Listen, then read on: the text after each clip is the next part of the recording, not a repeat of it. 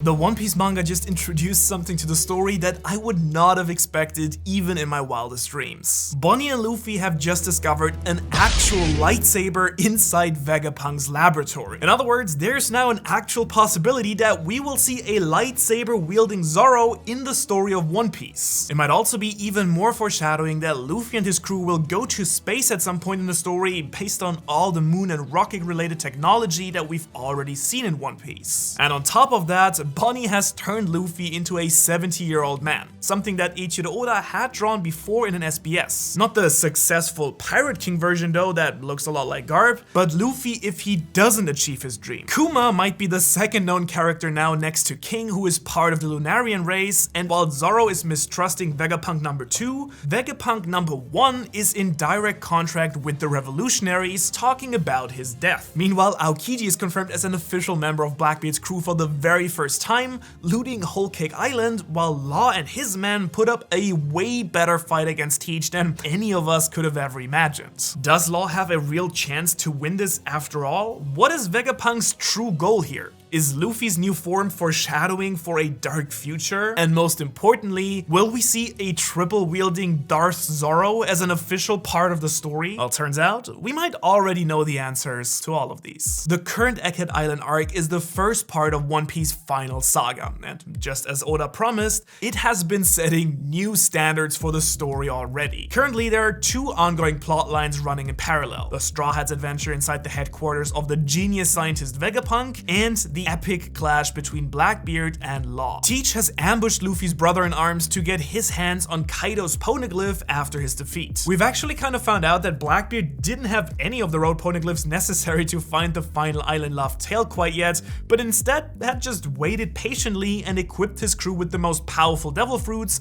in order to simply take that information from someone else. They could just do the dirty work for him. As a result, a lot is at stake in this fight. Aokiji and Van Augur have gotten their hands on Big Mom's road poneglyph as well as Pudding, so Teach already has one stone that Law hasn't, plus someone who can actually decipher its meaning. Should Law lose, Blackbeard will not only have the legendary Ope Ope no Mi in his grasp, but also get the 2 road poneglyphs Law has from Zou and from Wano, which would then have him draw even with Luffy. Plus he has 3 hostages, Law, Pudding, and Kobe, to draw out Luffy once he gets his hands on the 4th one, and I'll get to that fight in just a second. Meanwhile, it seems like the Straw Hats have had a much better draw with their arrival at Egghead Islands. They most likely aren't only about to get a whole lot of sacred information about devil fruits and the history of the world from Vegapunk, but quite possibly also receive some decisive power upgrades on top. After all, the island and its technology are 500 years ahead of the rest of the world, which Oda has shown us in the form of countless advanced technologies, including a freaking lightsaber. A weapon that clearly is inspired by Star Wars, and we all know just how deadly and powerful a weapon like this is in that universe. So the big question is this simply a funny little Easter egg that Oda has thrown into the story, or does this futuristic weapon serve a much more important role for the plot here? I mean, after all, we have a powerful swordsmaster who wants to be able to cut through anything. Or could this serve an even bigger purpose? Well, let's look at the evidence. The lightsaber by itself already begs to be used, in my opinion, just looking at it as it is and seeing Luffy's reaction to it. It definitely wouldn't be the first futuristic weapon related to Vegapunk in the Straw Hat crew either. After all, as you can see in these panels, we have Frankie's cyborg powers, Nami's climate attack, and Sanji's genetic modifications. Would Eiichiro Oda ever turn Zoro into the One Piece version of a Jedi or a Sith though? Well, we don't really have to wonder because he has already done that twice. This is the official artwork that Oda did in 1999 for the release of the Phantom Menace movie with Zoro as Anakin Skywalker. And then in 2015, for the release of The Force Awakens, he drew all of the Straw Hats as Star Wars figures as well. Again, Zoro as a Jedi/Sith. And of course, we have all the other space-related technology in One Piece. We've seen a ton of rocket-shaped objects in the lab, there are ships capable of space travel like Enel's Arc Maxime, and of course, we already know from Enel's cover story that there used to be a whole civilization on one of the One Piece moons with advanced advanced technology. And of course, there are space pirates. Now,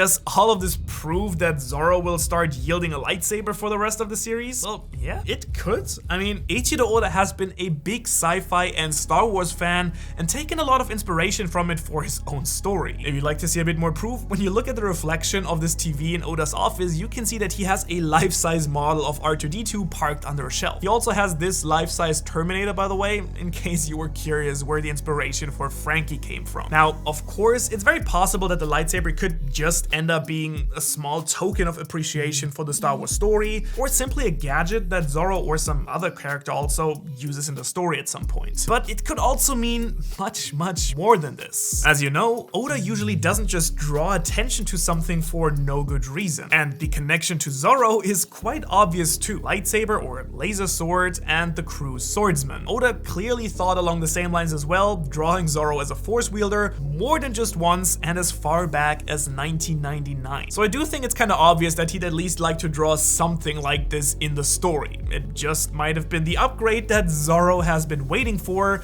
looking for a unique weapon that truly can cut anything and would allow for completely new techniques and powers from here on out. And while I do find it very unlikely that he will trade in all of his traditional blades for lightsabers, as awesome as that would be, he might simply wield this one as a special fourth weapon from now on, or he could simply keep it safe until he needs it. For example, in case that the Straw Hats ever went to space. Because as you've seen, there are a lot of things hinting at just that. There's actually quite a lot of evidence out there that 𝙬𝚎 itself may be located on the moon, but that's a whole different video. Let me know if you'd like to see that. But to stick with the evidence so far, we do know that there are space pirates in One Piece, similar to what we have in Star Wars. There's an ancient and lost city / temple of an advanced civilization on the moon, again similar to Star Wars and all of its ancient history and lore. And even if this one is stretching it a little bit, I know, but if you wanted to, you could make the case that Haki and the Force are not all too different either. I mean, just like the Force, you can use Haki to control living things and increase your fighting ability, while its strength is completely dependent on the user's strength of will and training. I mean, Rayleigh is as Obi-Wan a character as it gets when he teaches Luffy Haki, you could say. So should the story actually one day take us to space, which would be pretty cool, a lightsaber or 3 would really be the only appropriate weapon for Zoro then at that point. And now we know that this technology actually exists, which I think is a win no matter what the truth is in the end. Vegapunk is really adding endless new possibilities to the story, and hopefully the crew will leave with a bunch of power upgrades no matter what. But really,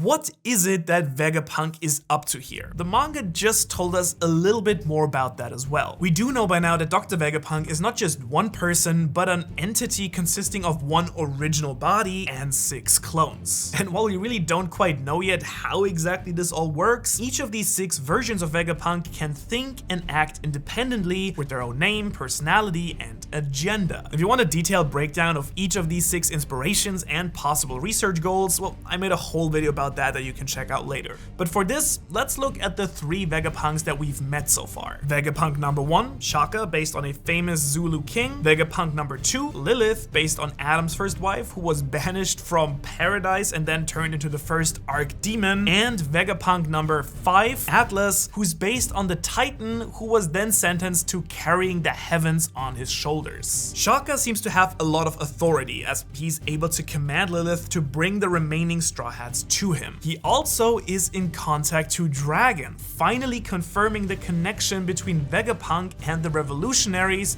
that we've all been speculating about. Lilith, on the other hand, seems to be quite aggressive and battle hungry. She wanted to get rid of the Straw Hats the moment that she saw them. And Zoro has decided to stay and protect the Sunny with Brook because he doesn't fully trust Lilith. And Atlas seems to have a quite simple and actually kind personality so far, which does seem to clash a little bit with her trait of violence. And we haven't seen any of the remaining 3 Vegapunks nor the original body so far. Now obviously we're still very early in this arc. We don't really know yet how the entire Vegapunk with 7 bodies things really works and what relationship each of them has to each other. But based on the evidence that we've gotten so far, I really like the idea that since each Vegapunk can make their own decisions with their own personality, each of them could have have different agendas as well. Shaka, for instance, could be the Vegapunk that has been feeding information and technology to the revolutionaries and helping them with Kuma. Meanwhile, a character like Lilith could be loyal to the world government, while maybe again another one might become friends with pirates like Luffy. And so the answer to whose side Vegapunk is on here could simply be everybody's and nobody's in a way. And I personally find that a very intriguing premise for this entire arc, because that could mean that we could have factions of Vegapunk's identity fighting with each other and amongst each other,